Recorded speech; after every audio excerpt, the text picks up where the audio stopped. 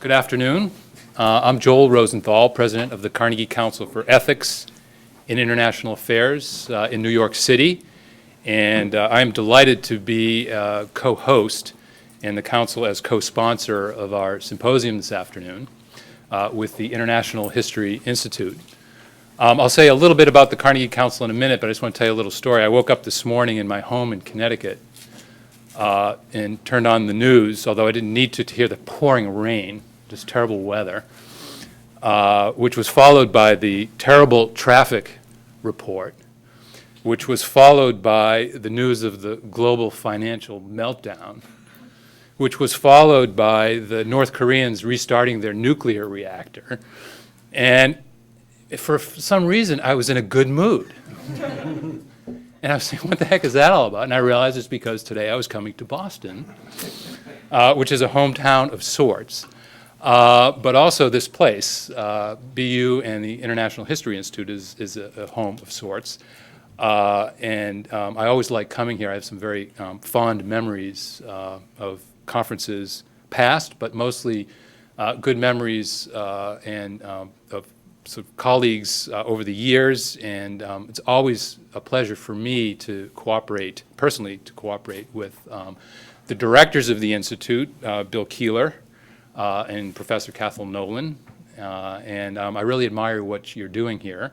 I also have other friends on the faculty here at Boston University, including Andy Basevich, David Mayers, who's not here, David Fromkin, and others, all the people sort of clustered around history and international relations. And I've always recognized this as a real center of excellence. So for you students who are here, you're lucky indeed to be here. The Carnegie Council is in New York City. We're located on East 64th Street. I won't give you a history of it other than to say that it was founded in 1914 by Andrew Carnegie himself. Still exists today with the wonderful idealistic mission of promoting international peace and understanding. So I wake up every morning trying to figure out how to do that, so that's why I'm here. That's what our job is. But you'll notice in the title the word ethics, and ethics is about the sort of it's an inquiry into the standards by which we live, individually and as a community. And I am a strong believer in ethical reflection and the process of ethical reflection, and I know that it's best done, particularly as it relates to the community, in communities like this. And it's also best done with people who have devoted their lives to the study of the issues that we're concerned about, but also the practice. One of the things that institutes like this can do and the Carnegie Council can do is call upon people who have actually worked on problems, public policy problems, and gain the benefit of their experience as we learn together. It's also about not only what's happened in the past, we can learn from the past. In fact, Professor Nolan just reminded me of one of his favorite quotes from Twain about history not repeating itself, but it certainly rhymes, right? Which I'm sure is a big part of the mission of the International History Institute, which is to look into that. We want to look at the past, but also look at the future. Where should we go? Ethics is about who we are, but also who we want to be. What is the normative or ethical vision that we're working towards? So I hope that gives a little bit of a frame for the discussion today and a sense of direction. One of the things about Tim Weiner's book is it is a history, but it doesn't necessarily lead us to any conclusions about where we should go. And I hope that, especially as we move to the second session, we can talk a little bit about what we've learned and what it means to us now and what the future will be. So thank you all for coming. I look forward to a very stimulating afternoon. And I am going to turn the floor to Bill Keylor. Thanks. Thanks, Joel. Well, I want to begin by, on a personal note, just saying how pleased I am to have Joel back here. We've had a number of very fruitful collaborations with the Carnegie Council, and we look forward to many more in the future. The book, Legacy of Ashes by Tim Weiner, came out in hardback last year, and apparently it's just out in paperback now. And we at the IHI, Cathal Nolan and myself, decided that it would really be interesting to have some practitioners of the art of intelligence and people who had spent a lot of time thinking about questions of intelligence to respond to that book. And of course, I did what we could to try to get Tim Weiner here, and he couldn't make it. So what I'm going to do today is to put on his cap. I am going to be Tim Weiner for the next half hour or so. Good luck, I can see Art already. So I'm going to be I'm not going to review the book in the sense of a very analytical, even-handed review, as you'd expect, say, in a journal, but I'm going to sort of be the prosecuting attorney presenting the evidence that he presents, not me. And I have some serious issues with the books that I could discuss later, but right now I'm going to try to summarize as best I can the critical themes in the book, and I'm going to assume that not everyone in the audience has read it. For those of you that have, I think it may be a little tedious to hear me repeat what you've already read, but I think it's important for those of you that haven't to really get a sense of the flavor of what this book is all about. It's 671 pages long, including endnotes, and it is chock full of information gleaned from research, but also from a number of interviews that he did with all sorts of folks, most of whom are identified, but many of whom are not. Essentially, what I think he does here is to issue an indictment of the Central Intelligence Agency from its foundation during the Truman administration, or its creation during the Truman administration, all the way up to our own time in the Bush II administration. And in his book, he organizes it chronologically. Each chapter is devoted to an administration, or sometimes he bunches up a couple of administrations. So I'm going to follow that organization of his book. That is, I'm going to look at it chronologically, as perhaps a historian ought to. But as I go through this book chronologically, skipping from administration to administration and the CIA's role in each of those, I think you will notice that three general themes emerge, that they sort of become repetitious. They continue from administration to administration right up to the present. First theme is what I would call his identification of a set of personal flaws, of which alcoholism and mental illness are perhaps the most egregious, that he sees characterizing the men at the top, and they were all men, the men in very high positions in the agency, which prevented them from doing their job properly and led to a remarkable turnover in leadership. I've forgotten the number of directors that there have been since the first one, but it's an extraordinary number when you consider that old J. Edgar Hoover, kept his claws on the FBI for as long as he did. The second theme, I think, is a failure of intelligence gathering, which was caused, in his view, in part by the penetration of the agency by Soviet spies or internal moles, in part by the failure to place its own spies behind the Iron Curtain. And this led to flawed advice to the president, in his view, again, at critical turning points in the history of this country's foreign policy. The third theme that's going to emerge throughout is the other function of the CIA, in addition to gathering information about enemies and potential enemies, and that is covert action, to influence the events in foreign countries in pursuit of what was deemed to be the national interest. And I think, just to sort of summarize that point, that his judgment is that these covert actions, even the ones that, quote, succeeded, did much more harm than good for the national interest of the United States. Okay, let's start with the Truman administration, where it all began. And he begins with the sentence, "All Harry Truman wanted was a newspaper." Truman wanted to get information about what the Soviet Union was up to in the early stages of the Cold War.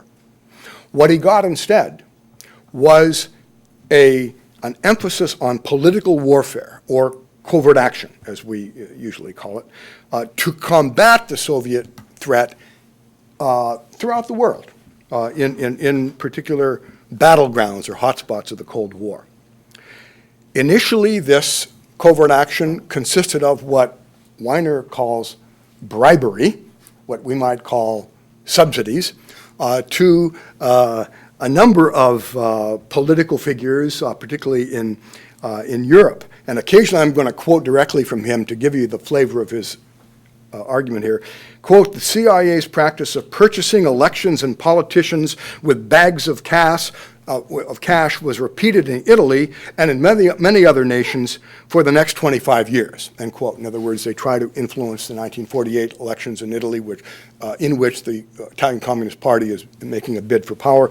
And according to him, this continues, this flow of money to purchase politicians and to get them on our side and to combat the communist threat there. The same year, 1948, that the effort to defeat, the successful effort, by the way, to defeat the Italian Communist Party, sees the creation of the clandestine service, whose goal it was, of course, to conduct covert operations abroad with the rather bland name Office of Policy Coordination. And this outfit is under the supervision of Frank Wisner, who was an not old, he was a young man, but an OSS veteran from World War II. Wisner's goal, this is ahead of John Foster Dulles from the 1952 campaign, is to roll the Soviet Union back from Western and Eastern Europe. And one of the ways he hopes to do this is by targeting the West European intelligentsia to promote the American point of view among the liberal and anti-communist intelligentsia, particularly in France and Great Britain, but also in Germany, West Germany, and elsewhere. In addition to subsidizing organizations such as the Congress of Cultural Freedom, eventually they're, of course, going to set up the radios, Radio Free Europe in particular, again, for the purpose of winning support for the United States. And of course, at that time, it was not realized that the CIA was financing these groups and radios. In addition to spending money, the office, of course, is also committed to sponsoring activities designed to roll the Soviets back. In September of 1949, they sign up a Ukrainian emigre who, with his fellows, are dispatched back into Ukraine with the expectation and hope that it would promote or stimulate resistance to Soviet control there. Everybody is captured, all of them, and either jailed or executed. In October of that year, Wisner teamed up with the British to run emigres, or drop emigres, I should say, into communist Albania. All of them captured, all of them executed. And this is one of the first examples I'll give of what he sees as the personal flaws of the leadership that contributes to these unfortunate results. The CIA man responsible for the operations in Albania, James Jesus Angleton, was a raging alcoholic and coordinated all of these plans with his best friend and drinking buddy in British intelligence, the Soviet spy Kim Philby. Angleton gave Philby the precise coordinates for the drop zones of every agent that the CIA parachutes into Albania. This goes on for another 4 years, and of course, all of them are captured and either imprisoned or executed. As a reward for the Albanian fiasco, Angleton is promoted to Chief of Counterintelligence. He held that job for 20 years. Quote, this is Weiner, "Drunk after lunch, his mind an impenetrable maze, his inbox a black hole, he passed judgment on every operation and every officer that the CIA aimed against the Soviets." What about the role of intelligence, now that we've briefly looked at the issue of covert operations? Quote, on September 20th, 1949, the CIA confidently declared that the Soviet Union would not produce an atomic weapon for at least 4 more years. 3 days later, Truman told the world that Stalin had the bomb. Just before the outbreak of the Korean War, Truman summoned Walter Beadle Smith, who was Eisenhower's old aide-de-camp during the war, to become the 4th director of Central Intelligence in 4 years. Beadle Smith tried to rein in Wisner's sprawling covert operations and to beef up the intelligence branch, because that's what Truman really wanted. Truman wanted to know whether the Chinese might intervene in the Korean War. The CIA knew nothing about what went on in China, according to Weiner. When Truman leaves for Wake Island in October of 1950 to meet with General MacArthur, the agency assured him that it saw, quote, no convincing indications of an actual Chinese communist intention to resort to full-time intervention in Korea, end quote. On October 30th, when Chinese forces had already attacked MacArthur's troops, the CIA announces, quote, that we reaffirm that a major Chinese intervention is unlikely, end quote. A week later, 300,000 Chinese troops strike and almost push the Americans into the sea. Thousands of Korean and Chinese agents are recruited and dropped into North Korea during the war, never to return. Quote, almost all the secret information the agency gathered during the war had been manufactured by North Korean and Chinese security services, which had turned the agents after they were dropped. And he concludes the inability to penetrate North Korea remains the longest running intelligence failure in the CIA's history. In the meantime, the agency turns its attention to China, which had just fallen to the communists. They drop Chinese guerrillas into Manchuria, hoping that they will connect with sympathetic people there. All of them captured, turned against the CIA by the Chinese. The agency dropped 212 foreign agents into Manchuria, 101 were killed, and 111 were captured. Later on, the Truman administration, or I should say the CIA within the Truman administration, sets up a clandestine prison system abroad, and he spends a lot of time sort of digging into that series of incidents. The biggest one was in the Panama Canal Zone. The goal here was to compensate for the failure to place agents on the ground to gather intelligence. This is Project Artichoke. Emigres from communist countries were injected with drugs and brutally interrogated. A 15-year search by the CIA for ways to control the human mind, as he summarizes it. The agency's 4-year effort to test heroin, amphetamines, sleeping pills, and the newly discovered LSD and other special techniques in interrogations ended up a fiasco. Prisoners in a penitentiary in Kentucky were kept high on LSD for 77 days. When the CIA slipped the drug to an Army civilian employee unknown to him, he jumps to his death from a New York hotel. Now, all of the records of this were destroyed, according to Weiner, and it only seeps out much later. So Truman wants intelligence. He wants a newspaper. He wants to know what the Russians are up to. And the same is true of Eisenhower when he replaces Truman in 1953.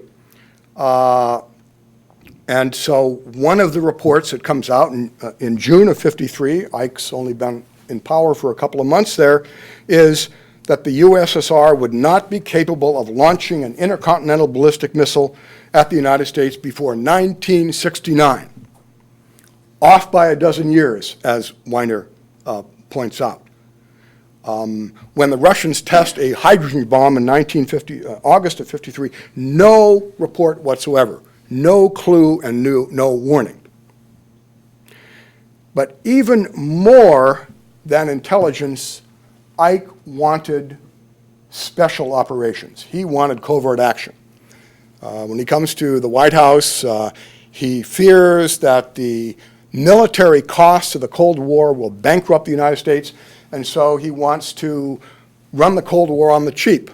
One way of doing that is by resorting to nuclear deterrence, more bang for the buck, as he put it, and the other way is to use covert operations to get done what we don't want to use huge Marine or Army forces to achieve. Alan Dulles, who is going to become the Director of Central Intelligence, and the brother, of course, of Ike's Secretary of State, is going to take charge of these covert operations, and there are a number of them in the Eisenhower administration. What I find quite interesting is that the two covert operations that I've always thought of as successes, Weiner sees as blots on the agency's reputation. Operation Ajax to overthrow the government of Iran in 1953. It succeeded. That is, the Mossadegh regime was overthrown and replaced by the Shah of Iran returns and a pro-American government is installed in Tehran. So in a sense you might say, well, that's a success. And indeed, Kim Roosevelt, the mastermind of Operation Ajax, becomes a hero within the agency for having so successfully, with not too much money, achieving this result. But to Weiner, the short-term benefits gained by the overthrow of Mossadegh and the reestablishment of the Shah were vastly outweighed by what he calls the long-term disaster. That is, the Shah of Iran becomes the centerpiece of American foreign policy in that region.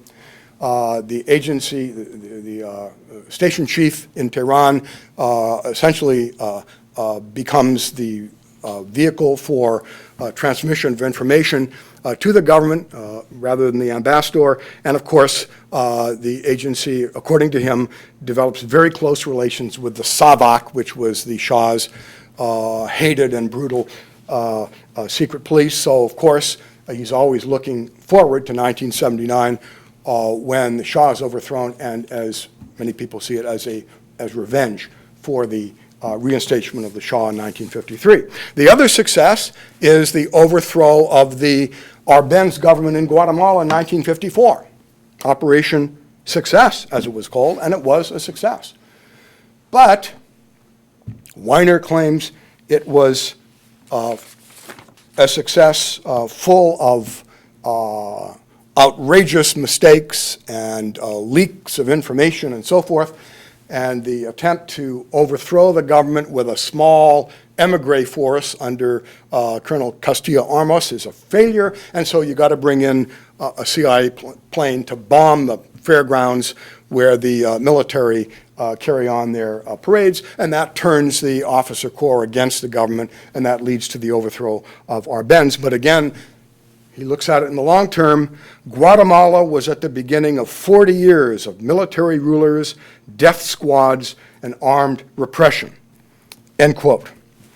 In 1955, an energetic effort to overthrow the government of Indonesia, Mr. Sukarno, who had just convened the Bandung Conference, in which he tries to organize a non-aligned movement. And of course, John Foster Dulles didn't believe that was possible. You're either for us or against us. There's the good guys and the bad guys, and therefore we've got to take care of this guy. That attempt fails, although there are efforts to get in touch with anti-Sukarno commanders. Some CIA planes bomb some of the outer islands of the country, but it is a total fiasco. The organizer of the attempted overthrow, Frank Wisner, whom we mentioned, finally descends into the mental illness that had already been evident to some people long before. And after shock treatment, he is then made station chief in London. I guess you don't need somebody in London that's going to be going 100%, but he's going to be put there. The next item on the agenda is going to be the attempt to deal with the bearded revolutionary that comes to power in Havana in January of 1958.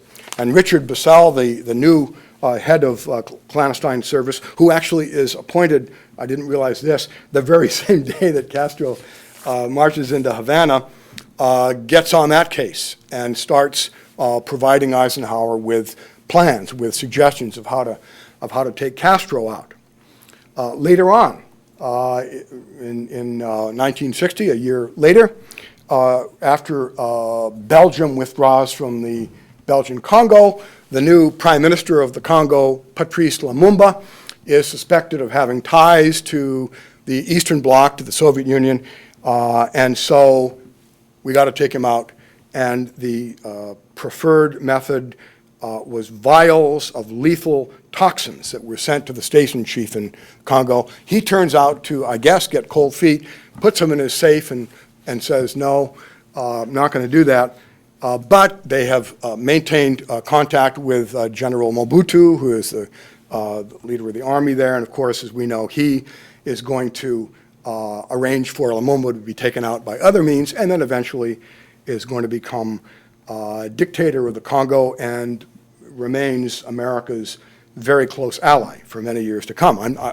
This is not my sentiments. This is Weiner's. Okay, moving on to the Kennedy administration. Castro is number one on the agenda, obviously. Plans have already been set in place to take him out.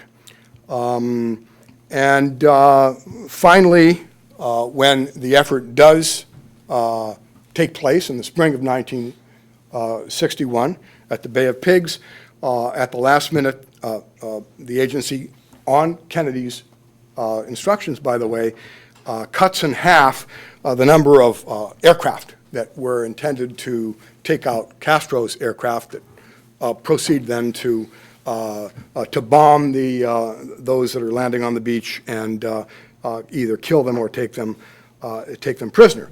Kennedy, according to Weiner, is so enraged at Allen Dulles.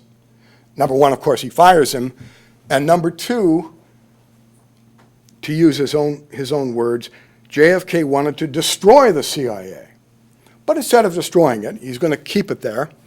But he's going to turn over covert operations to his closest associate, his brother, Robert. So Robert Kennedy, Attorney General, takes charge of this plan to take Castro out, Operation Mongoose. And that involves all sorts of what now I suppose would be sort of humorous activities of various folks, including the mafia, which is brought into it as well. And as we know, it didn't work.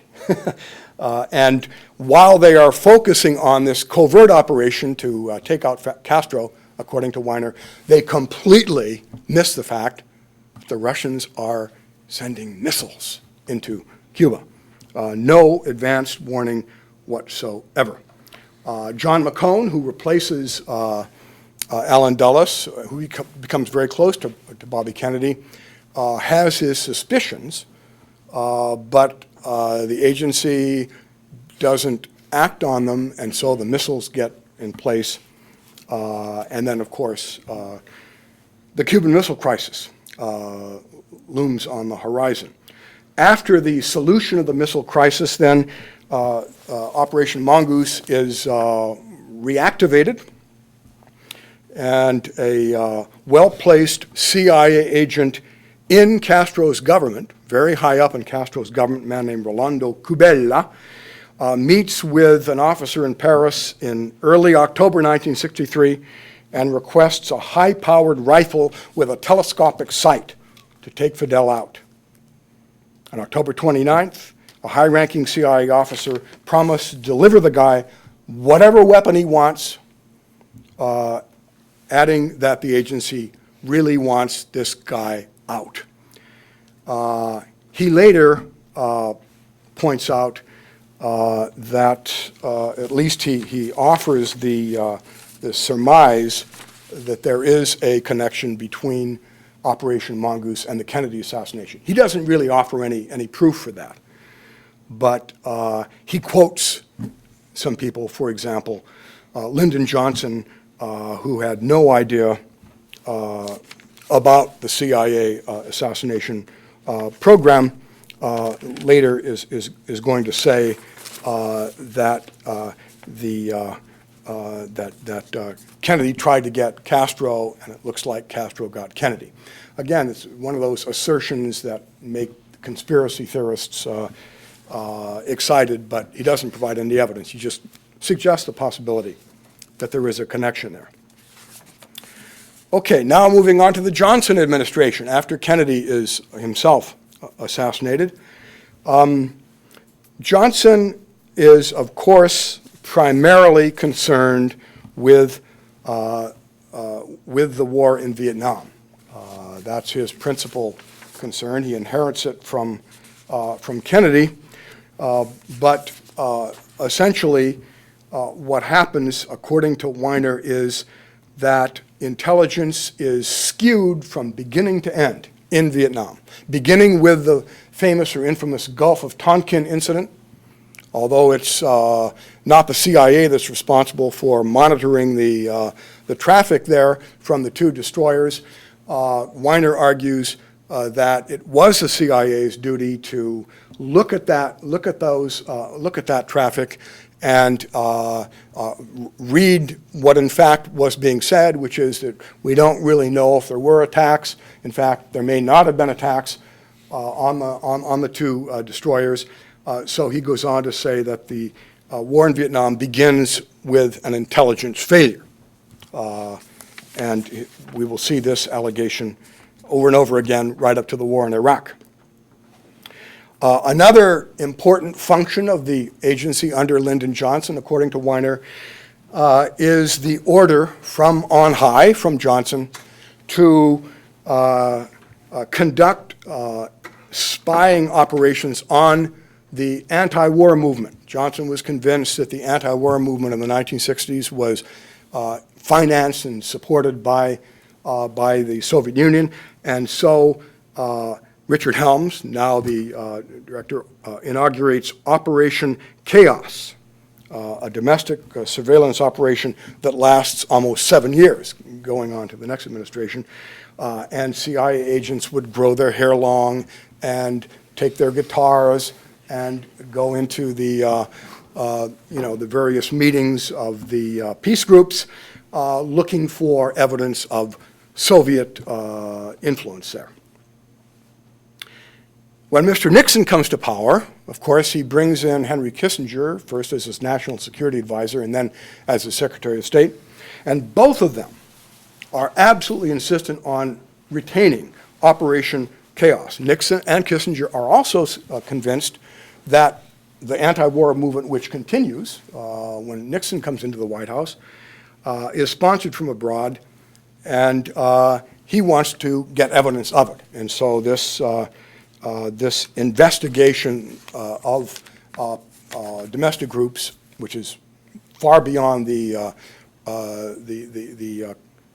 limits of the CIA charter, continues under Nixon and under Kissinger. Nixon also expresses disappointment in the agency because he thinks that it is underestimating the Soviet nuclear threat, that the estimates that are given really are insufficient. And so what happens, according to Weiner, is that CIA leans to the other direction. And then he says, for 13 years, from Nixon's era to the dying days of the Cold War, every estimate of Soviet strategic nuclear forces overstated the rate at which Moscow was modernizing its weaponry. End quote. End quote. Now, there had been a number of CIA operations in Latin America that I had to skip over. We mentioned Operation Ajax in Guatemala, but a big part of Weiner's story when he talks about the Nixon administration is its activities in Chile. In 1964, the elections pit Eduardo Frei, who was a sort of reformist Christian Democrat, against Salvador Allende, who is a Marxist. And so the agency is going to pour money into the Frei campaign, and it's successful. That is, Frei defeats him. But then by 1970, when the next election comes around, Allende has been gaining popularity, and so Nixon and Kissinger order the agency to pull out all the stops. Kissinger, in a memo, says, and I quote, "I don't see why we have to go let a country go Marxist just because its people are irresponsible," end quote. So a lot of money flows into Santiago to buy the votes of the senators who have to approve of Allende's election. It doesn't work.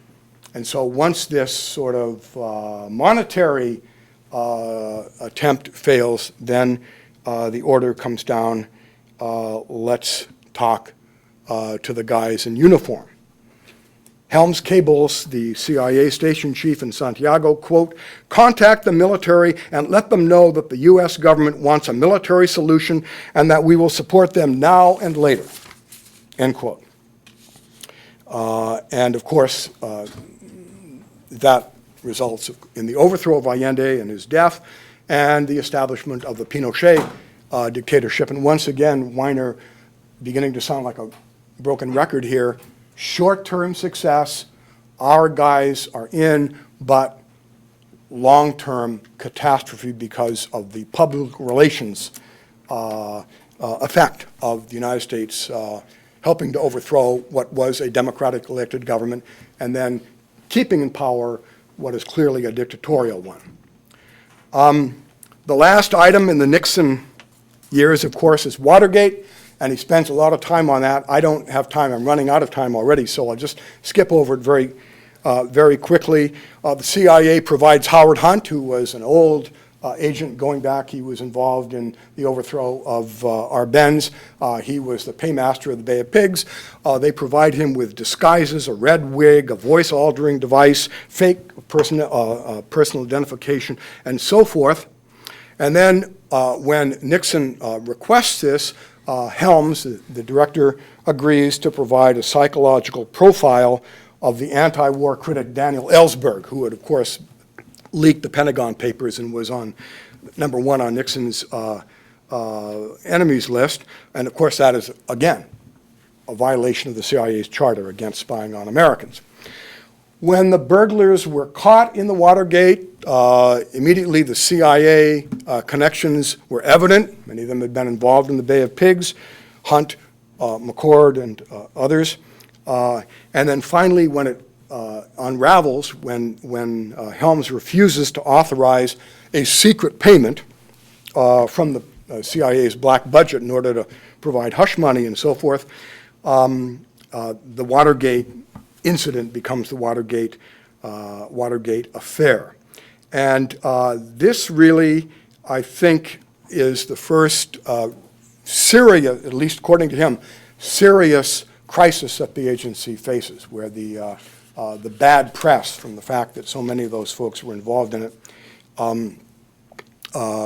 really tarnish its reputation. So the Congress, which I haven't mentioned yet, finally gets into the act. They had tried earlier. Senator Mike Mansfield back in the 1950s had tried to introduce legislation that would limit the agency, and it didn't pass. But it's really in the latter part of the Nixon years, and particularly in the Ford years after Nixon resigns, that Congress tries to exercise oversight. And this is when a lot of these secrets, dirty secrets that I mentioned here, come out. The church hearings and other hearings, when all of this dirty laundry gets aired. The first congressional limitation on covert operations comes in 1975, when the CIA is trying to promote the cause of its faction in the Angolan Civil War. They're funneling money to Mobutu, whose brother-in-law, Holton Roberto, is the leader of one of the anti-communist factions there. And when that money runs out, then Congress bans covert action in support of the Angolan rebels. And of course, this is a reaction to Vietnam, very clearly. And so this is really the first time that, as I say, that Congress raises its arm in protest here. The Carter years, I've got about 5 more minutes to go here, and I got to run through I'm going to go through the Carter-Reagan and Bush 1 years, and I'm going to leave it at that. Carter, number 1, Iran, number 2, Afghanistan. These are the two hotspots, obviously.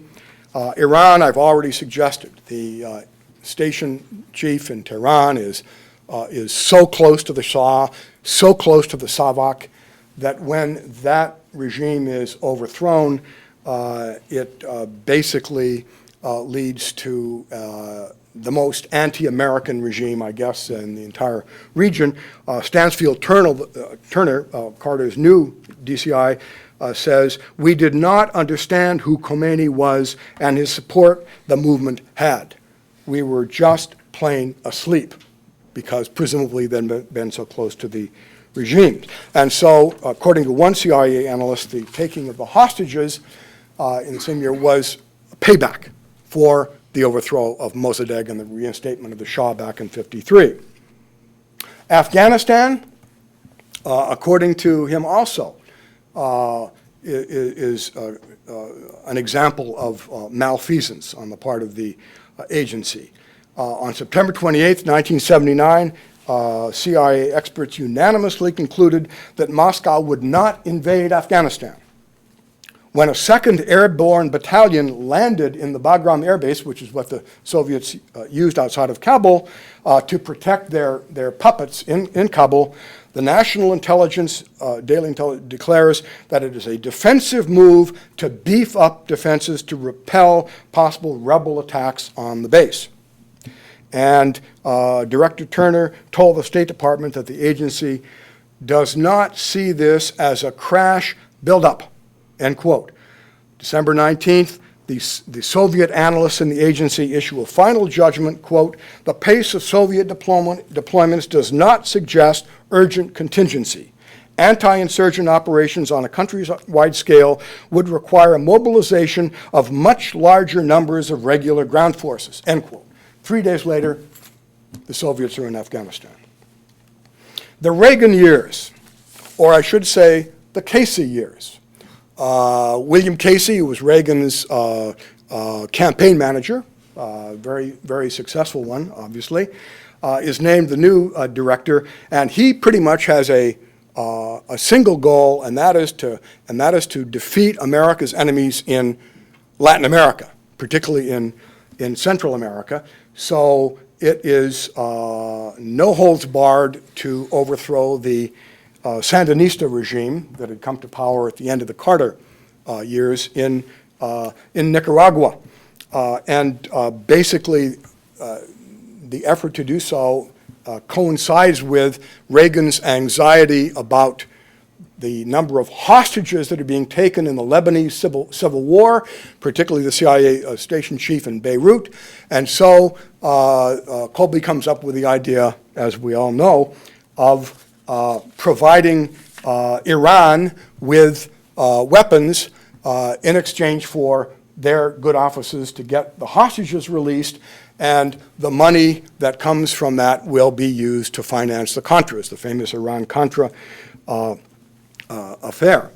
And again, you might say it was a short-term success in that the Sandinistas were eventually voted out. They're not defeated by the Contras. But once again, his judgment is that it has negative long-term repercussions. Finally, in the in the Reagan years, he argues that the agency consistently misread Gorbachev. They saw his reforms as sort of a trick, and continued to believe right down to 1987, 1988, that it was part of a sort of disinformation campaign and couldn't be taken seriously. The CIA's briefing books never answered the question of why this man was single-handedly almost transforming the Soviet system, and that they did not recognize what he was doing. Finally, I've overrun my time by 5 minutes already, but George H.W. Bush immediately faces the embarrassment of one of the CIA's most valuable agents in Latin America, General Noriega of Panama, having been indicted as a drug smuggler. And Noriega had played a very important role for the agency in the Contra War. Now he's got to be taken out, and the original plan was for covert operations, get somebody in there and take him out. That doesn't work, so we have to resort to military force, and it becomes the largest military operation since the fall of Saigon in 1973, when the Americans finally get out. The final sin of the agency, according to Weiner, under the first President Bush, is Operation Desert Storm. Richard Clark, the famous Richard Clark, is quoted as saying, "The CIA totally missed it. We had bombed everything we could bomb in Iraq, but missed an enormous nuclear weapons development facility," end quote. In other words, the agency didn't have a clue that Iraq was engaged in the production of nuclear weapons. Then, when Defense Secretary Cheney learns this, according to Weiner, he absolutely refuses to believe anything the CIA says. He assumes that they are incompetent, and according to Weiner, this has a pretty important influence on him when he comes back to the vice presidency, that is refusing to believe whatever the CIA says about Iraq's weaponry.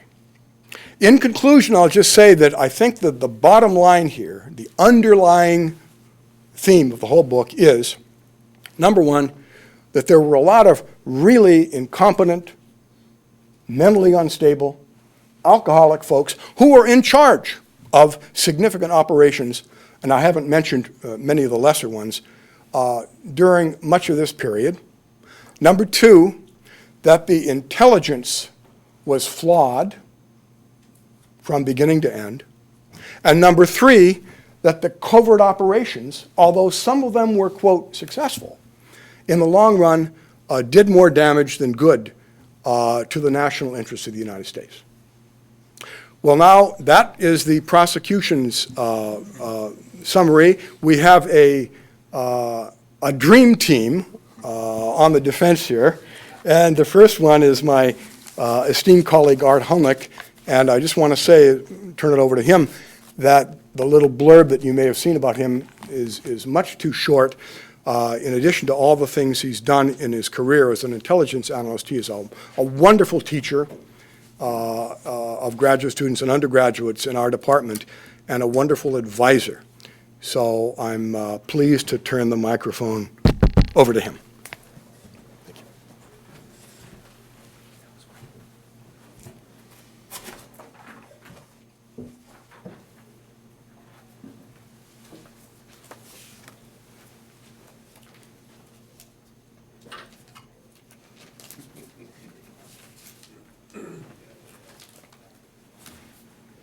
You think that's water?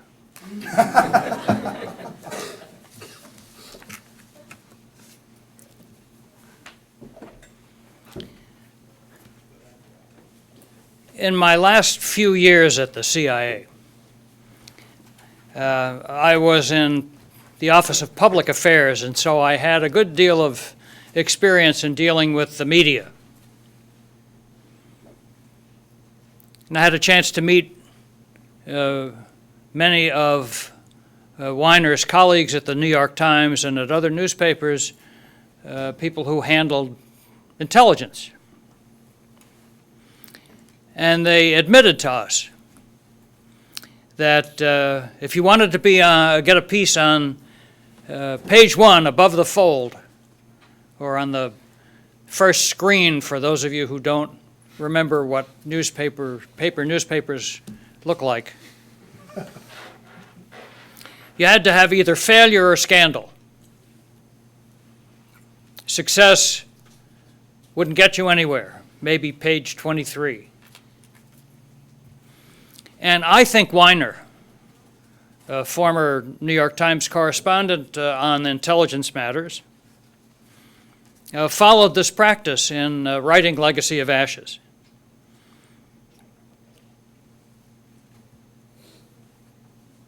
He set out to demonstrate that the CIA and the other intelligence agencies are second-rate services beset by fumbles, poor management, incompetent employees, and bad judgment.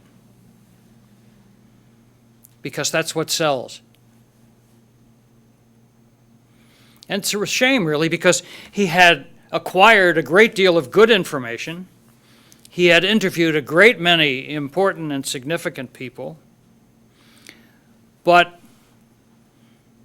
unlike a real historian, he chose to be selective in picking out the evil and ignoring the good. If he had used the insights from some of the people he interviewed,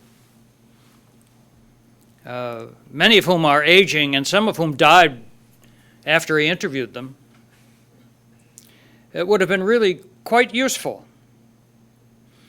But in following his thesis, he ignored the context when it didn't suit his designs.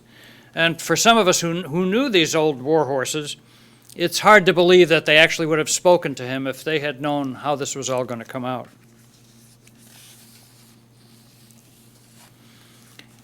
Many people who have written about the CIA see it as a tool of policy rather than as a collector and analyzer of intelligence. So a lot of the book is about covert action, the so-called dirty tricks that motivated Senator Frank Church to investigate whether or not the CIA was a rogue elephant running amok. And what Church learned at the time, if Weiner had bothered to do some research, was that the covert action programs were in all cases, every one, directed by the White House and funded by selected members of Congress, some of whom tried not to learn where the money was going. So Weiner resurrects this rogue elephant thesis, but he doesn't prove that the Church Committee was incorrect. In fact, the newly released documents only go to support what Director Colby had told the Church Committee investigators in the first place, that everything that was done was directed by the White House and funded by the Congress. The only thing I think you could fault my colleagues for was they might have been somewhat more enthusiastic about some of these projects than they should have been. For example, Weiner calls the first major covert action effort, the plan to keep the communists from winning the '48 election in Italy, as an illegal mission. In fact, it was ordered by President Truman. And the funds were laundered to hide their origin, a plan that was approved by key members of Congress. There was nothing illegal about it. And at the time, it was considered a major victory, because if the Italian communists had taken power, the French were next. And all of Europe might have disappeared in the same way that democratic government disappeared in Czechoslovakia.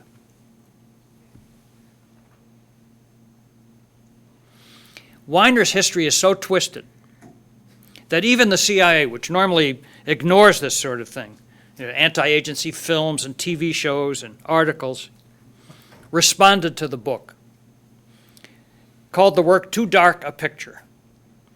The CIA reviewer accuses Weiner quite correctly of overlooking, minimizing, or distorting the agency's achievements. And the review notes some, but not all, the errors in the book, and that Weiner could have written a balanced history but chose not to. This was a rather mild rebuke to what I took as a hatchet job. Sure, there were errors in operations, in analysis, in judgment. Failures were common. Intelligence is a business of risk-taking. And the rules of bureaucratic politics played out at the CIA as one would expect, complicated by secrecy and compartmentation, where everybody is restricted by a need to know.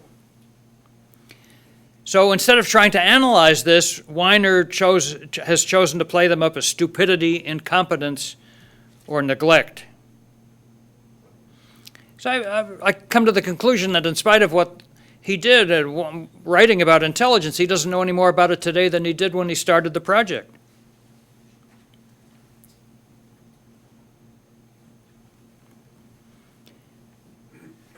He forgets, for example, in writing that we didn't know what was going on inside the Soviet Union or North Korea. These were police states. You couldn't operate in there. There was no freedom. The press was tightly controlled. Contacts with people were tightly controlled. It's what we called in intelligence a denied area. You can't gather intelligence about such countries.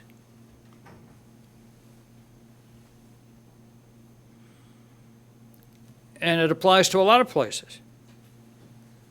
Weiner suggests that a first-rate intelligence service could handle such targets, but he doesn't explain how.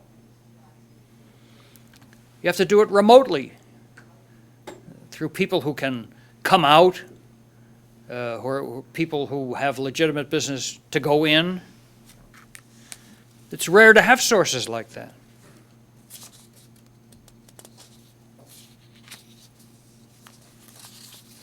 There's some good stories, though. For example, we knew that Brezhnev, as Secretary General of the Communist Party, was sick. So the question was, how sick? We asked the life sciences people, medical physicians, what would you need to be able to tell how sick Brezhnev is? And they said it's easy. Blood, urine, and stool. No problem. Well, we at least got some samples of some.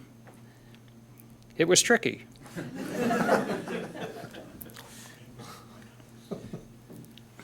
Weiner's harsh about a lot of people. For example, he describes the great heroes of the World War II and post-World War II policy era, Robert Lovett, David Bruce, George Kennan, Chip Bolin, and Dean Acheson, as socialite alcoholics making foreign policy while in their cups at a Georgetown mansion.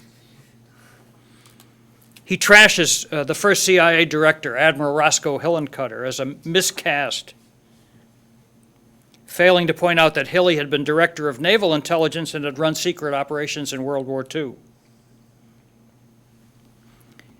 Later he claims that Casey was miscast. He misquotes George H.W. Bush about Casey.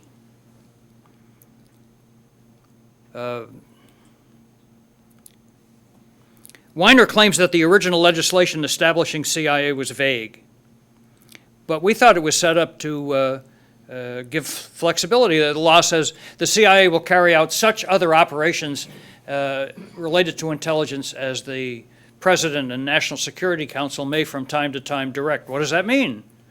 Well, it means whatever the President wants it to mean. And this is the flawed by design view that Amy Ziegart of UCLA has been writing about.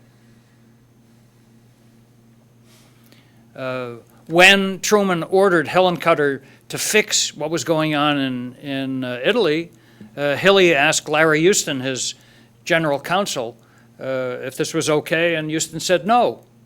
And Hilly said, but Truman wants it, we're going to do it anyway.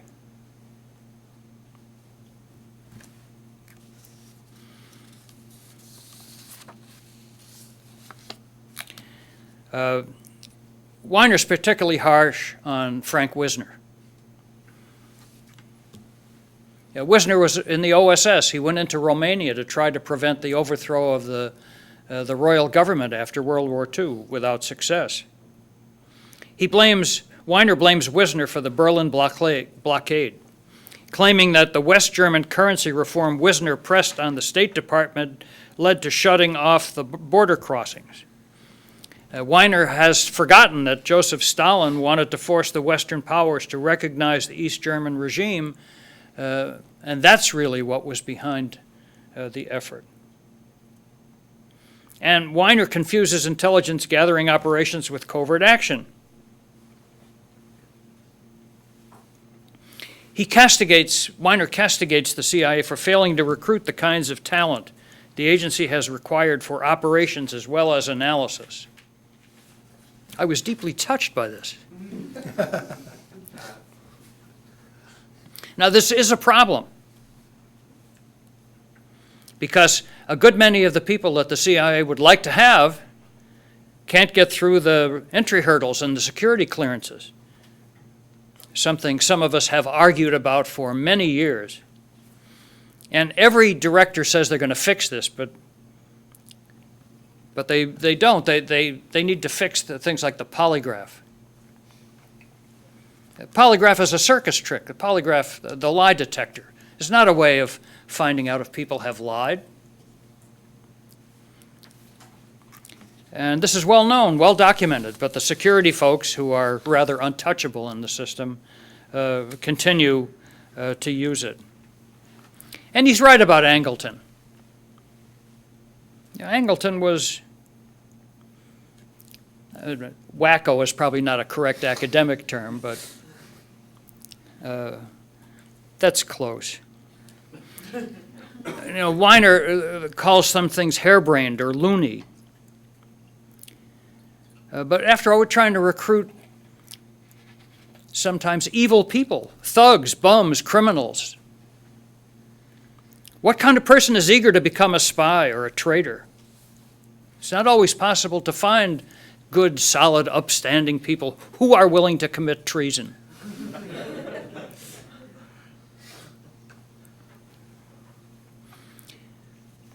How much time do I have to this rant? Another 20 minutes or so. Oh, well, all right. 15, 20 minutes.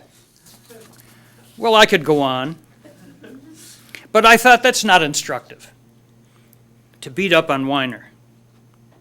So I thought it would make more sense to talk about some things Weiner didn't write about that were positive.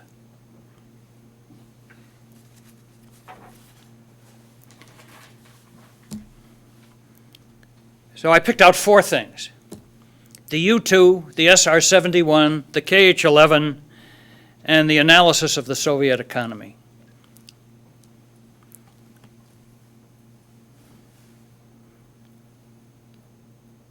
He mentions the U-2. He says we had to have it because we had no spies.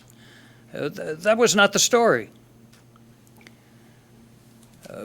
After World War II, when the Soviet closed their airspace, we realized that flying around the perimeter wasn't going to work because aircraft were shot down, pilots were captured. We tried flying balloons over the Soviet Union. They brought back pictures of clouds when they came back at all. So we needed something better. In 1955, Kelly Johnson, a designer at the Skunk Works at Lockheed, came up with the idea of the U-2,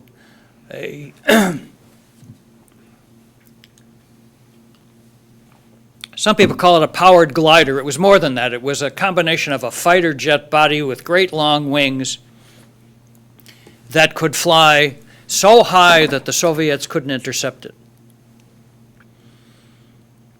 And it was a secret project, but I was in intelligence starting in 1957 when I was in Air Force intelligence, and we were told about it. And in 1958, when I was in Taiwan, we tracked one, flying from Okinawa over China. 80,000 feet, 450 knots, flew in over China, flew back out. The Chinese, like the Russians, couldn't touch it. It flew too high for their interceptors, or they didn't have anti-aircraft missiles until later. Finally, of course, they did, and brought down Francis Powers over the Soviet Union. But prior to that, we had made a number of very successful flights and learned a great deal. the U-2 required that to fly, the president had to approve the mission, but not if the British flew it. So a couple of British pilots were trained to fly it. The term was sheep-dipped. They were given cover as civilians, American civilians, and they flew the U-2, and nobody needed to say okay. And we learned a lot. Weiner doesn't cover this. And then there's the case of the SR-71, which Weiner never mentions at all. 1964, this was a follow-on to the U-2, also designed by Lockheed. It was able to fly 3 times the speed of sound, Mach 3. It could fly in a near space atmosphere, 100 to 120,000 feet. It was very expensive to operate, although not because of fuel. Interestingly enough, the faster it flew, the less fuel it needed. But it took a lot of fuel to get it up and get it going. It had to take off, and then it had to be refueled before it could actually fly a mission.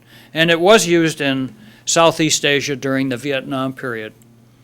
But eventually the Air Force decided it was too expensive, and despite congressional pressure to keep it going, it was eventually shut down. When the Air Force flew the last one from Los Angeles to Dulles to put it in the Air and Space Museum out there, it flew from Los Angeles to Washington in 68 minutes. Weiner never says a word. Of course, it had to have cameras that were capable of taking pictures at that speed without either freezing in the near space atmosphere or being overheated by the skin of the airplane, which would hit 300 degrees. He never mentions the KH-11, a project that I was involved in. This was called Kennan. We had developed, after the U-2, space systems, but these were film return systems, a camera in space with buckets of film. And when they were used up, the film was kicked out of the spacecraft and came back down with a parachute. And the Air Force, using a cargo plane with a big hook on the back, opened the back and hooked the thing and dragged it in. And we were able to process the pictures. But they were weeks old, months old, because had to wait for the film to be finished. That wasn't good enough. If we were going to tell if the Soviets were going to attack us, we needed to have real-time photography, and so a combination of people, CIA, the National Reconnaissance Office, decided, and iTech, company around here that makes lenses, decided that they would create a digital camera in space. Now, this is 40 years ago when this thing started, well before digital cameras became popular. And we produced this thing, a digital camera in space, 150-mile orbit, would go around the Earth in about 90 minutes, and the theory was that you could reprogram it so that if you analyzed the images that came down, by the time it came back over the target, you could change what it was going to shoot. Well, it didn't work out because 90 minutes wasn't enough time. The thing was too fast for us. Still, the photography was incredible. The details were so good. I was talking about it this morning. One of the first photographs was of a Chinese official visiting it out in the country, and you could see the plane and the carpet where he walked, the band instruments gleaming in the sun, and him from 150 miles in space. It was incredible. And we still use this system to this date. Weiner never mentions it. It was a superior achievement. It went up on budget, on time, and has worked successfully ever since. The last thing I'd like to mention is something that a lot of people have talked about, our inability to analyze the economy of the Soviet system. And I was fortunate to work with the economists who did this. This is a real problem because during that period, the Soviet economy was a non-market economy.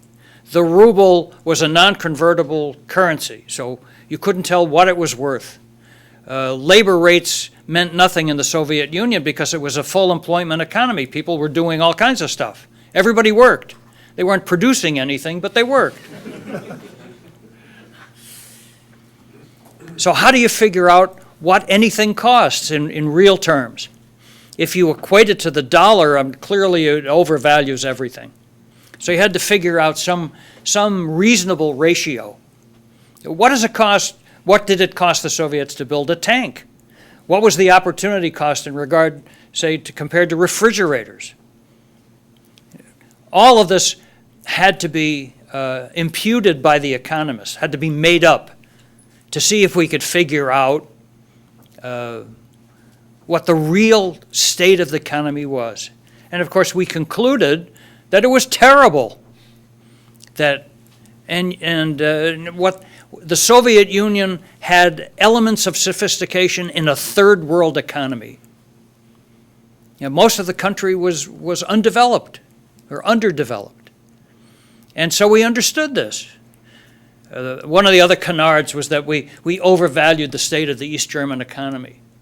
Anybody who ever saw what East Germans were driving, the Trabi,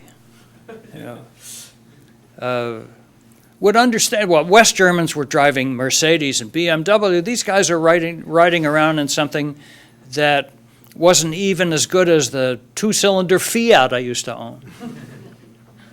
So we understood this quite well. In fact, Soviets every once in a while here and there would come to us and ask if they couldn't have our data because they knew it was better than what they had. Weiner never mentions this. So rather than go through the litany of things that he got wrong, I thought it would be more interesting to talk about the things he didn't even mention. And when we talk about the question and answer part of this, I'd be happy to discuss any of it. Thanks. I've been asked by Carl to suggest that if you want to ask a question or make a comment, do it on the microphone because this is being taped.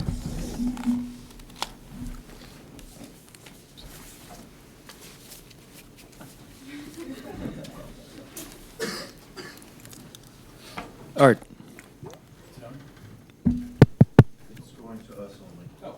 Art, I guess the thing that strikes me as you make the case for the CIA's successes, two things. Number one, you never mention any covert operation on your list, implicitly sort of disowning that aspect of the agency's function. Second thing, 3 of the 4 are technological. I mean, as if to say that there's a real capacity, facility for technological innovation that delivers useful means of collecting intelligence, but again, implicitly, the non-technological means don't get mentioned, again suggesting maybe that the indictment has merit. So why no mention of covert ops? Why no mention of human in making the case for the CIA's successes? Good questions, no doubt. First of all, human as compared to covert action. This is a real problem. Covert action is not, if you're in the intelligence business, covert action is not really what you want to do. It has nothing to do with gathering information or analyzing it. But presidents want it, and it's almost inevitable that you have to do it.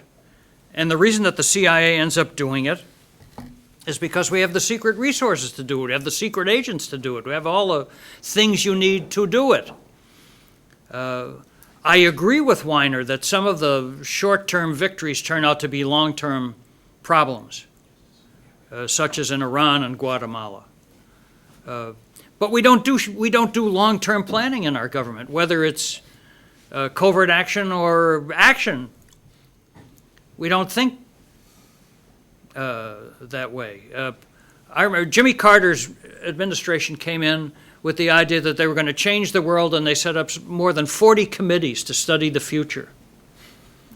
And none of it ever happened, because by the time they got around to doing it, crisis had hit and everything had gone into the toilet. So covert action inevitably does not look at the long term. And in that respect, I agree with Weiner that the short-term victory sometimes becomes a long-term headache. Or the reverse. The failure to overthrow Sukarno, for example, in 1958, led to the rise of the military government that succeeded him and ended up where we wanted, through no fault of our own. But it came out the way we wanted. It would be good if we didn't have to do covert action in the CIA, but it's very hard to avoid. As far as UMENT is concerned, the recruiting of spies, this is one of those things that it's very hard to detail because the successes are always hidden. So you only learn about the cases that go bad. There's a new book out called Spycraft, and it discusses several of the good spy cases. Although in the end, the agents we had were executed. They were caught and executed.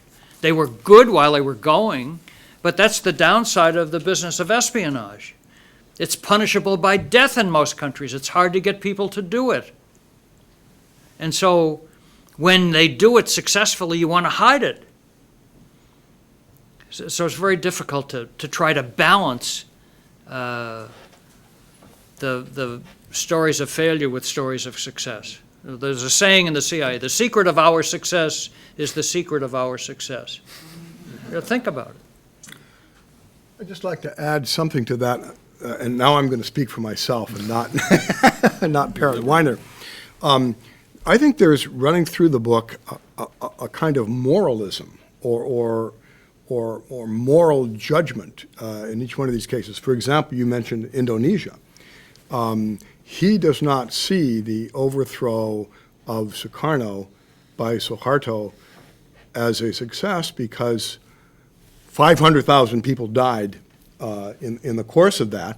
And so he judges that as a moral failing because we contributed to that. And I think you can see that over and over and again. The thing on Guatemala, I mean, from a purely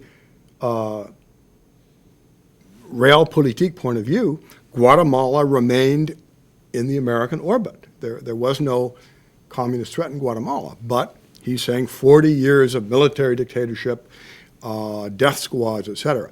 So I think that's one thing I didn't get to mention there is a kind of moralistic flavor to the book.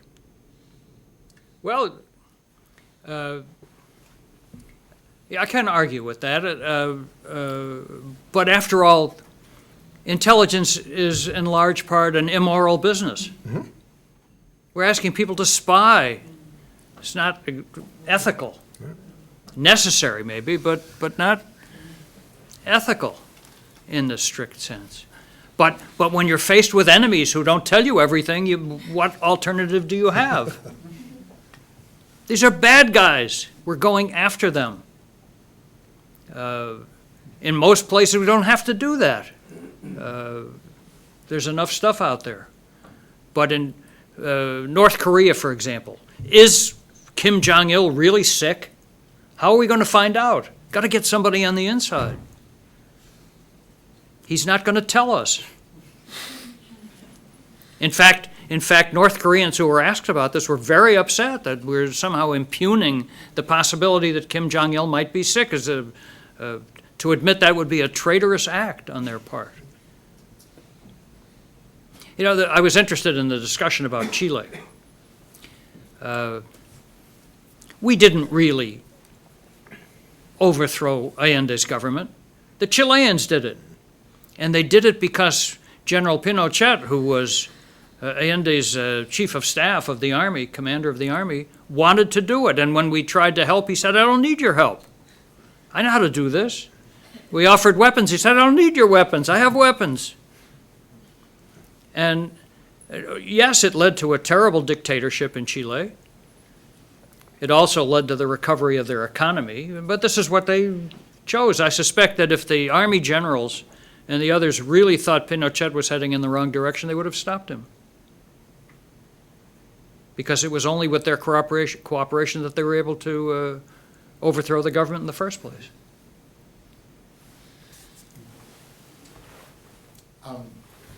Arthur, like Andy before me, I also noticed that when you presented the case on the side of the agency, you also focused on the technological successes and really said nothing, or very little really, in defense of some of the glaring failures in the other areas, including human intelligence gathering. And I think that simply dismissing it by saying, well, these are denied areas, these are closed societies, it's very hard or perhaps even impossible to operate them, I think that wouldn't do, because that's why we have intelligence services, precisely so that they, unlike journalists and so on, can go and operate in these denied areas. And I think that your case, Arthur, would be much stronger if you admitted that the agency had a very long learning curve. And I would submit that we can discern this by looking, for instance, at the case of Penkovsky and how Penkovsky was handled, which from, I think, today's perspective was incredibly amateurish, essentially pushing the guy in front of the firing squad, or however he was finally executed, in contrast to Kuklinski, where you have the agency at its best. And I think this would have been my argument if I had written the book or if I had tried to defend the agency, that it took the agency until about the early or perhaps mid-1970s before it found out how to operate in these denied areas. And I know from some cases, not just Kuklinski, but agents that the agency ran in Prague, for instance, in the late 70s and throughout the 80s, that they were very successful operations. But it took a long time. And I think that simply by admitting it, the case would have been stronger. Thank you. Can I ask a follow-on question, just for clarification? Is the learning curve one of a young agency founded right after the war that takes 20 or 25 years to develop methods that enable them to handle agents successfully? Or is the learning curve one that's related to the particular setting, the politics and the culture of the place? And the reason I'm asking is because now one would imagine that we're trying to develop human intelligence resources, not so much in the Czech Republic, but in other parts of the world where we also have some political, cultural, religious barriers. And so is the problem learning techniques, or is the problem one of learning culture, history, politics to get good at this? Since I've never worked for an intelligence service, I'm really the last person who is qualified to answer your question. But I would say both the points that you've mentioned are crucial. Namely, it was a new service. And secondly, it was asked all of a sudden to operate in systems that no one really understood properly, like Stalinist Russia or North Korea. But I would add a third point, namely that also the Americans had to learn how to wrap their brains around the notion that they were required to do something that was perhaps from the perspective of some other value system, illegal, immoral, and so on. And I think the traditional openness of America that had worked so well for this society, for this country, was suddenly a burden when it came to the early stages of the Cold War, where the Americans, with their openness, marched into Prague, Moscow, Warsaw, Albania, all over these places. And they met failure after failure after failure, some of it on a grand scale. And it took years before they figured out, wow, that's not the way to do it. Here is a better way to do it. And it took them a long time. But by the 1970s, they ruled in Eastern Europe. They ran a number of very successful cases.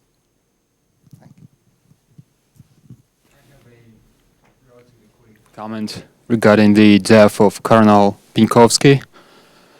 This information is not definitively confirmed, but there is information that after the trial, after the show trial, Colonel Pinkovsky was burned alive in crematory, and not just burned, he was put legs first and slowly put into the oven. I think, yeah. There's no evidence. Quick technical point, as an historian, I just object to any book which has in its title, "The History of anything."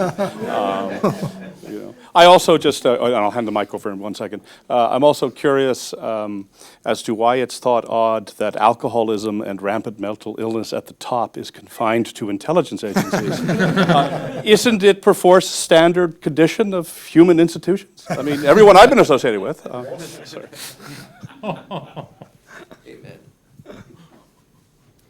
Yes, I guess we have no parallel, no one who ever said to particular officers who may have both been successful and had a inordinately high enjoyment, the satisfaction that they derived from hair tonic is what Lincoln is probably apocryphally said to have said to General Grant, tell me the name of his brand and I will send a case to my other generals. Yeah.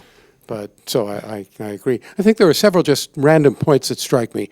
First of all, I stopped reading this book rather quickly because it appeared to me that it was polemical, and that I have a certain amount of time to read, and I want to read something that I have a feeling is likely to be true. So I haven't read a great deal of it.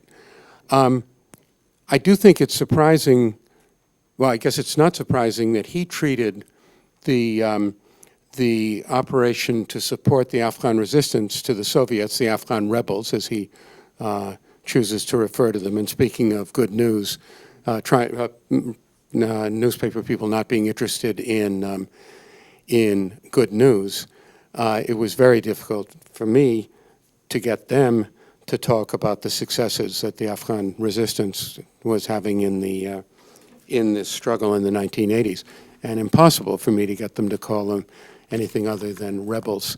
But I think it would have been interesting had he said more about it, and I certainly would have listed among the successes that the agency had, the support, the successful support of Afghanistan to free itself from the Soviet occupation. Another one that I think might have been mentioned, a couple of seemingly minor technical successes, was my understanding is that the Predator aircraft was a CIA supported operation, the development of that, which I think has been arguably quite useful in certain circumstances. And then there is a lot of information that's beginning to emerge, and I looked up in nothing about Predator not in the index, and the success in getting Colonel Gaddafi to change sides to change his political orientation, a result apparently of a successful agency technical operation to sabotage his nuclear program. Those are just random thoughts that I have. I think that the point about the learning curve, Andy has left, the learning curve I think is very important, and I think you correctly identified a particular hobby horse of mine, which is our inability to recruit our hyphenated Americans, particularly when the word in front of the Americans is Arab or Iranian or people in that part of the world where we seem to have a certain level of concern. Very difficult and it takes a long time, speaking of the learning curve. I would argue longer perhaps even than with Eastern Europeans to get a blonde, blue-eyed Yaley to be an effective agent in the much of the Muslim world. I think one reason for that is that the languages and the cultural assimilation is much more difficult. So yes, I hope that we can get over our aversion to giving security clearances to people who could be of enormous help to us in the future. No question there, just a series of comments, and thank you for letting me make them. Yeah, I really can't agree that we didn't know what to do or how to do it.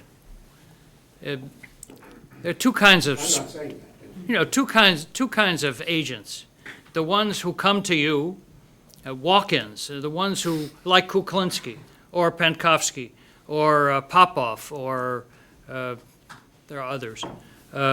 They come to you and they say, essentially, I want to be your agent.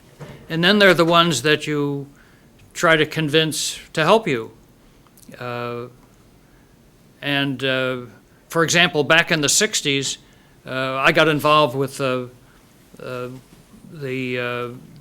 change in government in Argentina, where the 1966, where it was clear that the military was unhappy with the elected government. The Lyndon Johnson administration was eager to prevent any kind of military overthrow, and they wanted to know what was going on. And we had people on the inside that could tell us, until the day when General Onganía and the other generals went off to a cave. Onganía was a mystic in a way. And they went into a cave. Very hard to get into a cave with these guys unless you're one of them. And so when they came out of the cave, they had decided that they were going to overthrow the government, and we were very close to that and could warn the government, our government, to expect it. And the same thing happened in Brazil. So I disagree that we didn't know how and weren't able to do it. It's just that many of these things are hidden away. Unless you get involved with it, you're not likely to know about it. Question from the back rows.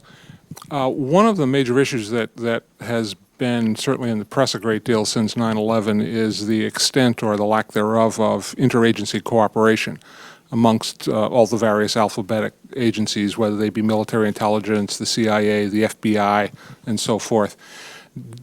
Does Weiner have anything to say about the history of that cooperation or lack thereof? And secondarily, what's your view of the history of the success or the failure of that kind of cooperation? And then hopefully this afternoon in the second session, it'd be nice to get some remarks about where people think the state of that cooperation is now and where it's likely to go. Thank you. In my own areas, there was a great deal of interchange of information, but I think the failure that people know about is the failure to communicate between intelligence and law enforcement. Before 9/11, the CIA was badly criticized for not telling the FBI about the two guys in San Diego who turned out to be hijackers. Well, they weren't hijackers before 9/11. They were just two guys in San Diego who had been at a conference an Al-Qaeda conference in Malaysia. And the CIA did tell the FBI, but not in a way that the FBI could put into their system. Because the FBI is a very much more bureaucratized and rigid operation than the CIA is. So and the problem is deeper than that, because law enforcement is very eager to protect information that might lead to bringing people into jail through a court case. They have to protect anything that might go to a grand jury. Intelligence is not interested in that. Intelligence people don't want to testify or have anything to do with police activity. We're trying to find out what's going on. So there's an inevitable clash there. And it's much worse than sharing information among intelligence agencies. I never found that to be a real problem. For example, the State Department has a category of information called no-dis, right? It's covert. And, I want to be heard, and I can't be until I get a microphone. well, okay, the point is that there was a category of information that State Department people were not supposed to show us. But if you went there and you talked to them, you could see it. Couldn't take it away, but you could see it. And the same from my end, that if people at the State Department wanted something, I knew the best thing to do was to get it for them.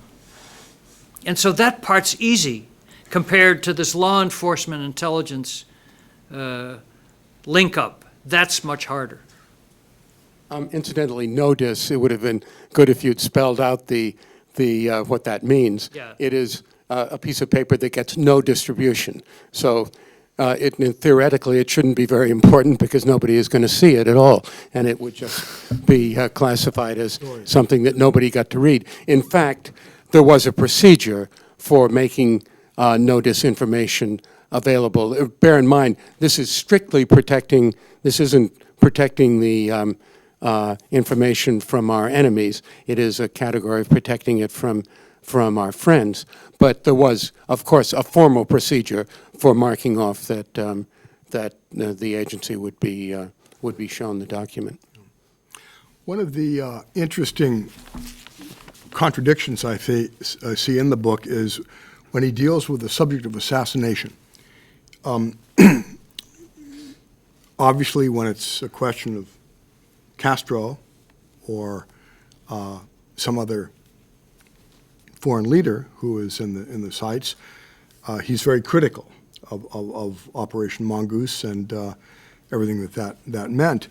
But when it gets to Osama bin Laden in 1998, which was when they began to try to get him, he's very critical of the agency, not for trying to assassinate Osama bin Laden, but for failing to do so. He says, from the fall of 1998 onward, the United States had the capability to remove Osama bin Laden from Afghanistan or kill him, but hesitated to pull the trigger. An officer in the clandestine service said, the CIA knew bin Laden's location almost every day, sometimes within 50 miles, sometimes within 50 feet. And basically was on to say that on a number of occasions, Tenet says no when they said, we've got him in our sights, no.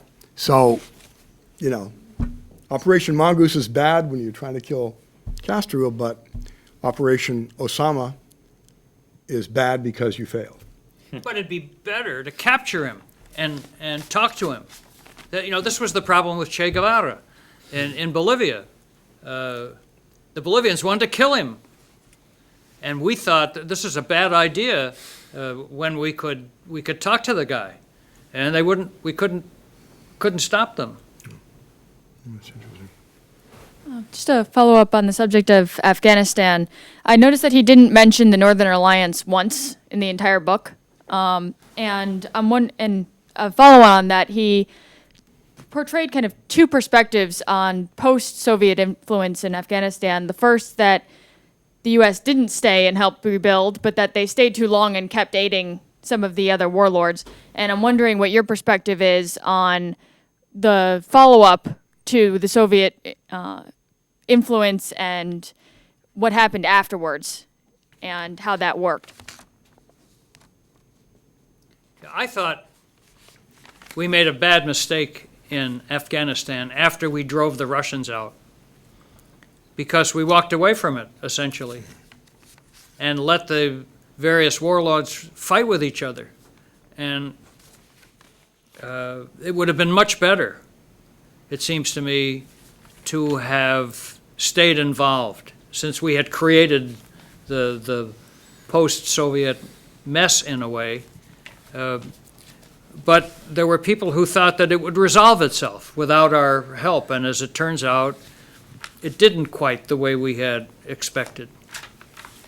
And that created the vacuum for the Taliban to come in. So looking back on it, now in hindsight, we could see that what we didn't do was probably a mistake. We, as the United States, because this was not necessarily just a CIA thing. Intelligence is always easy in hindsight.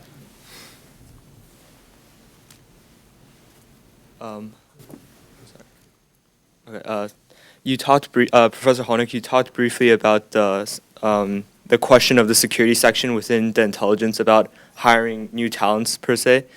In Weiner's book, there was a section that talks about how it still denied employment to patriotic Arab Americans on security grounds if they had relatives living in the Middle East, as most did.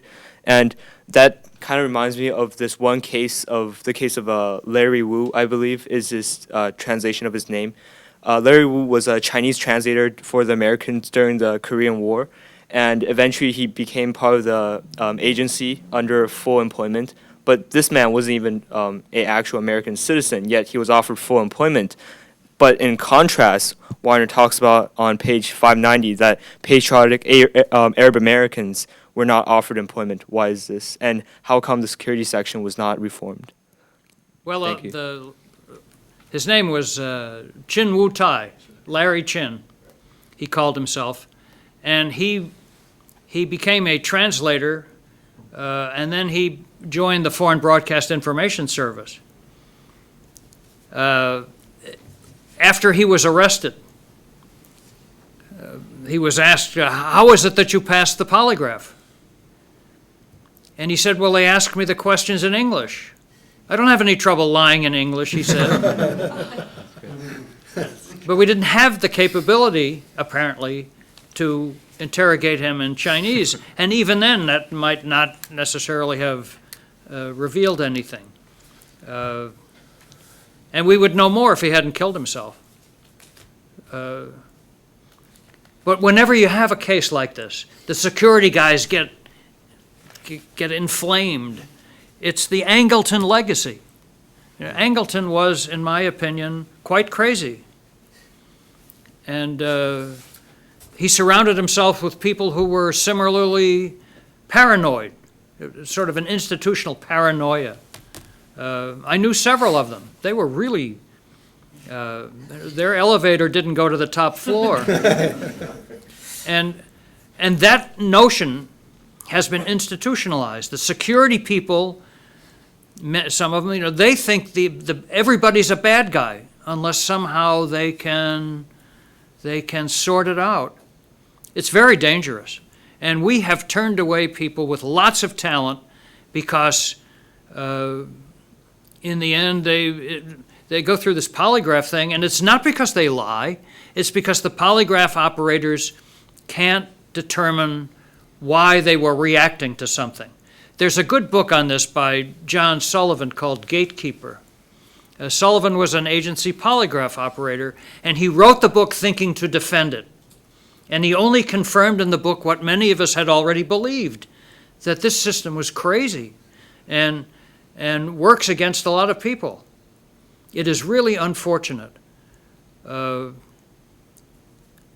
upside is that a number of people who have been turned away from the CIA have been able to get into other intelligence agencies in our government. Now, what does that tell you? And none of them has ever turned out to be a sour apple. Who are the people who turned out to be bad? Ames, Nicholson, Anamontes.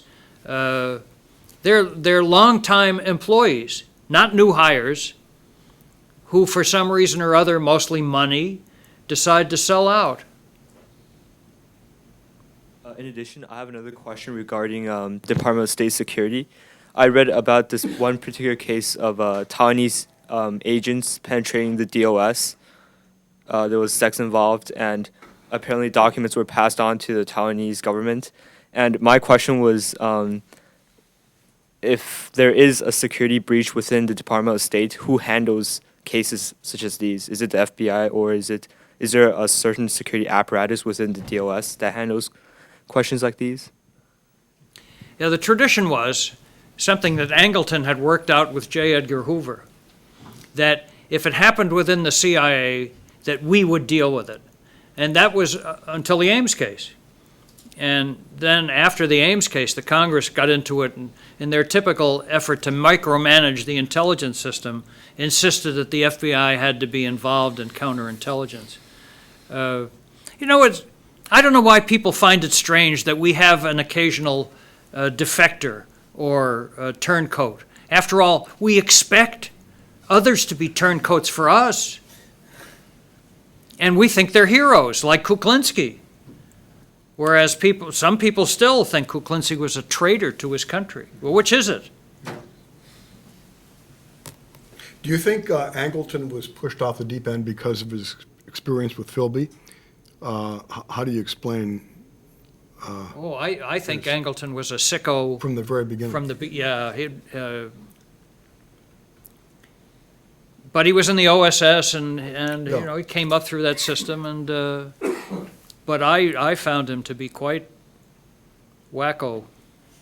After he retired, I was on duty one night in the operations center, and he called. And he was enraged at first because the young watch officer that answered the phone didn't know who he was to start with. But I knew. And he said, he was in Georgetown, he said, "There are 2 Cuban agents that I've just seen, and I want you to report this to make sure that they are put under surveillance." And oh yes, I'll take care of it. And I turned it in, but I could see this guy had lost it. Paranoia. Speaking of Angleton and other counterintelligence officers, would you say it's the very nature of the profession, counterintelligence, that requires certain kind of people or even molds people in a certain way after they start practicing counterintelligence for a prolonged period of time? In the end, counterintelligence entails finding, never trusting anyone, no matter how close or how long you've known. And Angleton was one of such people who seen one of his best friends, Kim Philby, suddenly turning out a disaster on a massive, massive scale. And I think that was a lesson for him and probably was a good lesson for other counterintelligence agents. And would you say it's the very nature of this occupation that, first of all, requires that kind of people, and second, makes people to become such? I think people who do this tend to either become paranoid or are paranoid to start with, and that's why they do this. And the system would be okay if somebody was really in charge of it. But the security folks have set themselves up in a way that they're sort of untouchable. If you challenge them, they threaten you, that they'll go after you. And a lot of people just find that very intimidating, and they back off right away. Even the director. I remember when Judge Webster was director, he said, "Well, they told me I can't do whatever it is." I said, "The day is you, you're in charge." They wouldn't, we called a meeting and brought in the security folks to tell them how the director wanted it, and they refused. You tell us. Yeah. You had to beat on them a little. I was curious for the book if there was any mention outside of the CIA talking about the learning curve for the agency. It's kind of naive to think that the United States started in the intelligence business when the agency was created. I know it was said during the Church Committee that we've been involved in clandestine operations for the last 27 years, and there have been reports that George Washington before even the Declaration of Independence. So I was curious if there was any comment on that. The theory of how to do it is well known. Zunze, the Chinese military philosopher, wrote about it quite accurately, I thought, in The Art of War. That's 2,500 years ago. The use of spies and so forth. So that part's not surprising. But we didn't have an organized system for it. Washington, in theory, ran spies, and they were useful, but the whole thing was shut down after the end of the war because we thought we didn't need it. So when we got to World War II, we didn't have anything. And when Donovan created the OSS and brought in people, we essentially followed the British model because that was the model that was easiest to deal with. And the CIA was created based on the OSS model. So we knew what to do, and we knew more or less how to do it. We just really hadn't done it. And so we had to start more or less with that, from that bottom line. What Donovan did that was significant, I think, was that he created a co-equal analysis organization to go with the clandestine service. That was the first time that anybody had ever done that way. The British system's not like that. Nobody's system is quite like that, except maybe the German system comes closer now because we helped them set it up. So that's very important. That's why the FBI is having so much trouble, because intelligence analysts in the FBI are not co-equal with the special agents. They are support people like truck drivers and cooks. That's never going to work. Our system, where you have these two co-equal branches, is very effective, in my opinion, and experience.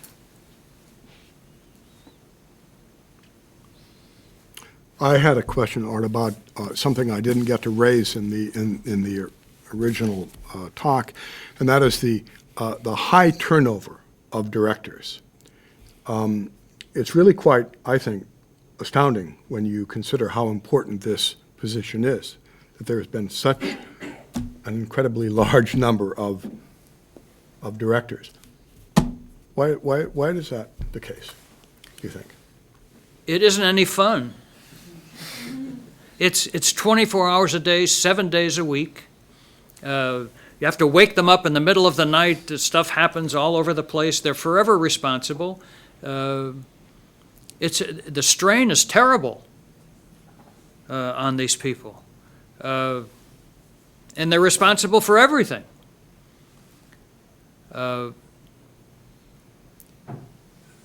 The people who have lasted longest and have done the best, in my opinion, have been the professionals. Dick Helms, Colby, General Hayden, intelligence professional. They know what they're doing. They know what the business is about. But the people who come in who are not, like Jim Woolsey or John Deutsch, they don't do well because they don't understand it, and they don't last. So it's and after all, it's the president's call. He picks them. But my belief is that the person who ought to be the head of intelligence ought to know something about the business, and that's why John Negroponte didn't work out so well, and Admiral McConnell has, because he's an intelligence officer. It's like sending me into the, to be a brain surgeon. Say, okay, here's a scalpel, go in there, and it doesn't work. So I had a question for Professor Hulnick, which is, so when you talked about the CIA's successes, you talked primarily about methods of intelligence gathering that were developed. But I was sort of curious about sort of the connection between that and in Legacy of Ashes. It seems like a lot of the failures were like, the CIA didn't know that X was going to happen. They didn't predict sort of the development of Y. And I'm curious if you could sort of speak to that end of it. Were there, could you give us some examples of things where the CIA did know something was going to happen and we were warned, and then maybe didn't get as much publicity because it wasn't a failure in the same sense, but what were some things that the CIA kind of accurately predicted in advance? Well, as a general rule, the CIA cannot predict the future. Nobody can predict the future. If I could predict the future, would be in this economic mess we're in, I would have fixed it long ago. Can't predict the future. But I mean, the best you can do is to outline the most logical course of future events. Now, one of the things that CIA is often accused of is that we failed to predict the collapse of the Soviet Union. We did not. We knew it was coming apart. We weren't quite sure how it was going to come apart. And And there were some aspects of it that were quite surprising, especially the collapse of the Eastern European Empire. After all, 4 generations had grown up under communism, all the people had been imbued with this, and it just went away. It was really quite astonishing. Nobody expected that. And that's the sort of thing you can't predict. But I mean, in terms of things like Russian nuclear bomb and so forth, like were there cases where we did know somebody was about to get the bomb, and Yeah, they developed it faster than we expected, but not. I forgot the timeline of it. It was not quite what Weiner says, but that's. I would have to think up the little ones that we always got right. But of course, the ones you get wrong are the ones that everybody knows about and gets all the attention. Success doesn't sell. which is why I was curious about. Yeah. If I could just keep us on schedule? Yeah. Can we break for coffee and tea, room 430, that's just across the hall and down at the end of the hall, and we'll reconvene precisely 3 o'clock. And we have 2 excellent presentations after the break.